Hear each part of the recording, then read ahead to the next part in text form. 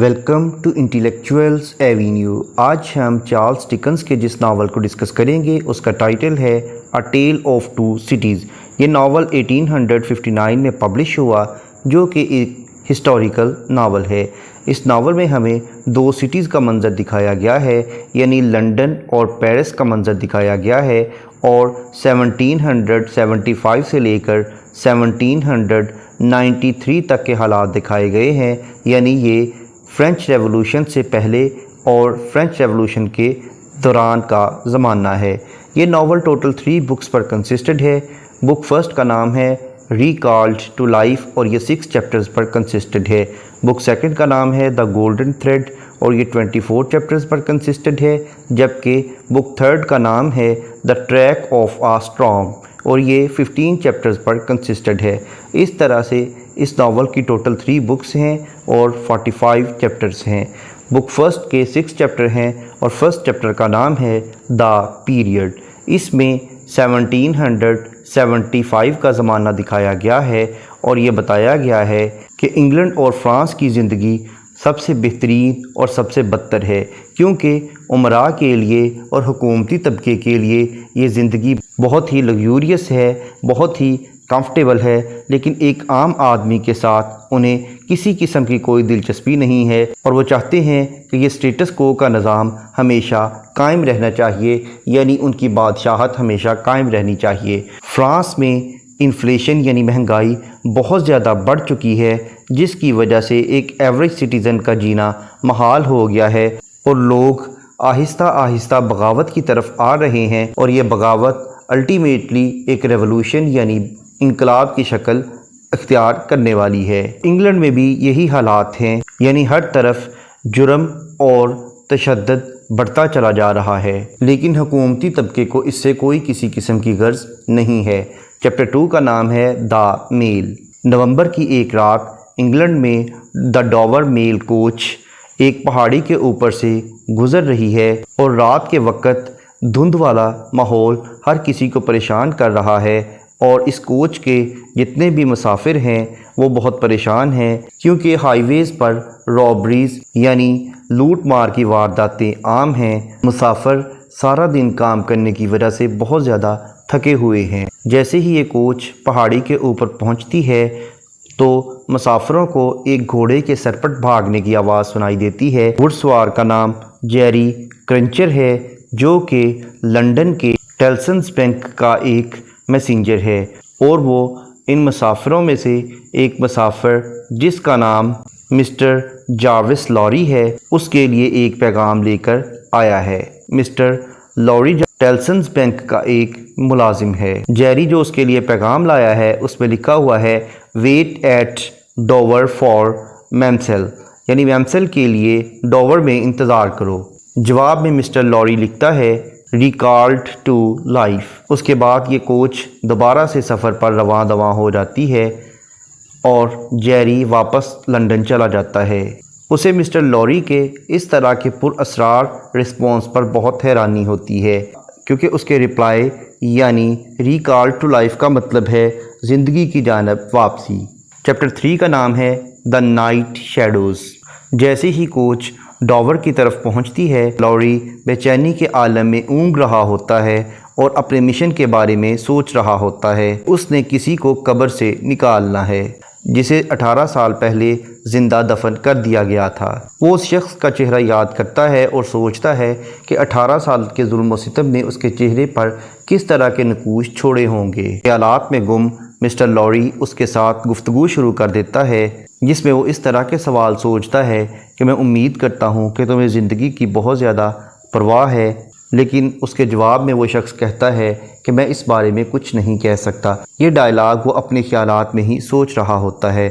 Chapter 4 کا نام ہے دا پریپریشن۔ صبح کے وقت ڈاور پہنچنے کے بعد مسٹر لوری رائل جارج ہوٹل میں پہنچ جاتا ہے۔ وہ ریلیکس ہوتا ہے اور اپنے مشن کے بارے میں غور و خوض کرنے لگ جاتا ہے۔ وہاں بیٹھ کر وہ ایک عورت کا بھی انتظار کر رہا ہوتا ہے جس کا نام لوسی مینٹ ہے۔ جیسے ہی لوسی مینٹ آتی ہے، مسٹر لوری اسے اپنا تعارف کراتا ہے اور اس کے سامنے ایک راز افشاں کر دیتا ہے اور پیرس میں اپنی کارروائیوں کا ذکر بھی کرتا ہے۔ در حقیقت لوسی کا باپ جس کا نام ڈاکٹر الیگزینڈر مینٹ ہے، اس کے بارے میں اس کی بیٹی یعنی لوسی کا یہی خیال ہے کہ اس کی ڈیتھ ہو چکی ہے، لیکن در حقیقت وہ تو زندہ ہے اور 18 برس سے پیرس کی جیل میں قید تھا۔ فرینچ اتھارٹیز نے ابھی حال ہی میں اسے جیل سے باہر بھیجا ہے اور ٹیلسن بینک نے مسٹر لوری کو اس لیے بھیجا ہے کہ وہ ڈاکٹر مینٹ کی شناخت کر سکے، کیونکہ وہ ٹیلسن بینک کا ایک کلائنٹ رہ چکا ہے۔ اس لیے اب لوری اس کو پہچان لے گا اور اسے حفاظت کے ساتھ انگلینڈ واپس لے کے جائے گا، اور لوسی مینٹ یعنی اس کی بیٹی اس کی حفاظت کرے گی اور اس کی صحت کا خیال رکھ کر اس کی صحت کو بحال کرنے کی کوشش کرے گی۔ چیپٹر 5 کا نام ہے دا وائن شاپ۔ اس چیپٹر میں پیرس کی ایک سینٹ اینٹنی اسٹریٹ کا منظر دکھایا گیا ہے، جس میں ایک وائن شاپ ہے اور ایک ٹوٹے ہوئے برتن سے وہاں شراب رس رہی ہے اور بہت سے لوگ شراب لینے کے لیے وہاں جمع ہیں۔ لوگوں کے ہاتھوں اور چہروں پہ یہ جو سرخ شراب لگی ہے، یہ اس بات کو ظاہر کرتی ہے کہ آنے والے وقت میں انہی لوگوں کے ہاتھ اور چہرے فرینچ ریولوشن کے دوران خون سے سرخ ہو جائیں گے۔ اس وائن شاپ کے اندر مونسیئر، میڈم ڈیفارج اور 3 لوگ آپس میں گفتگو کر رہے ہوتے ہیں۔ ان تینوں کو جیکویز کہا جاتا ہے۔ مسٹر اور مسز ڈیفارج اس وائن شاپ کو چلا رہے ہیں اور مونسیئر وہاں کا ایک ارسٹوکریٹ ہے جو کہ بہت ہی لالچی شخص ہے۔ مونسیئر ڈیفارج ان تمام لوگوں کو اوپر 5th فلور پر بھیج دیتا ہے۔ اس دوران مسٹر لوری اور لوسی بھی اس شاپ میں داخل ہوتے ہیں۔ مونسیئر ڈیفارج کے ساتھ مختصر سی گفتگو کے بعد وہ بھی اوپر 5th فلور کے کمرے میں چلے جاتے ہیں۔ اس تاریک کمرے میں وہ ایک سفید بالوں والے آدمی کو بینچ پر بیٹھے ہوئے دیکھتے ہیں جو کہ جوتے بنا رہا ہے۔ چیپٹر 6 کا نام ہے دا شو میکر۔ وہ آدمی جو کہ اپنے بینچ پر مسلسل جوتے بنا رہا ہے، وہ بہت بوڑھا اور کمزور شخص ہے کیونکہ وہ 18 برس جیل میں گزار چکا ہے۔ اسے دیکھ کر یوں محسوس ہوتا ہے جیسا کہ اسے جوتے بنانے کے علاوہ کسی اور کام میں نہ تو دلچسپی ہے اور نہ ہی کوئی اور کام اسے آتا ہے۔ جب اس سے اس کا نام پوچھا جاتا ہے تو وہ جواب میں کہتا ہے 105 نارتھ ٹاور۔